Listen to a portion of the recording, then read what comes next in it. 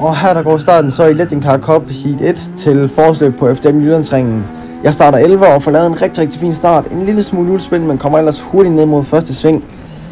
Jeg ender med at komme hele vejen op som nummer 5 på den her ene omgang her, inden det desværre går galt for enden af langsiden, hvor jeg rammer sammen med en anden, hvorefter en bold oppe i mit hjulophæng desværre så knækker.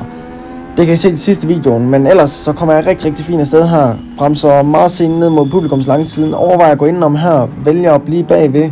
Heroppe i hesteskoen, der får jeg faktisk overhældt begge de hvide og grønne biler, der er foran mig. Går med Kent Jensen indenom og laver en form for dobbelt overhaling her. Mega fed overhaling. Kent Jensen, som kører i den lille bil foran mig, han har altid super meget fart på. Så jeg vidste, hvis jeg bare kunne lægge mig ind bag ham og følge ham op gennem feltet, ja, så kunne jeg komme en del pladser frem.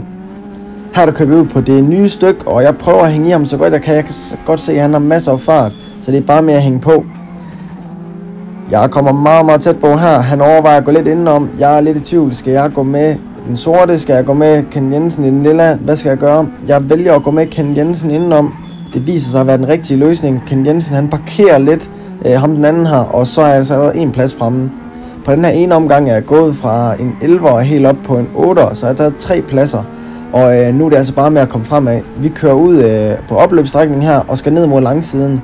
Desværre så sker der et uheld længere op foran, som gør at de bremser lidt tidligere. Jeg kan ikke se dem, fordi Kent Jensen han blokerer for bilerne foran, så jeg kan simpelthen ikke se at de bremser tidligere. Og pludselig så kommer jeg til at ramme sammen med en anden en. Umiddelbart tænker jeg ikke, der er noget galt. Jeg er her helt op som nummer 5, i og med at der var nogen, der crashede, og vi også overhældede den hvide der. Da jeg drejer til højre her, kan jeg godt mærke det, som der er et eller andet. Da jeg så drejer til venstre hernede, så er der alligevel ikke noget. Men da vi så kommer op i hesteskoen her, og jeg drejer til højre, jamen så knækker min hjulbold simpelthen, og jeg ender ude i sandkassen. Det bliver desværre afslutningen på det første heat for mig, efter en ellers virkelig fed første omgang.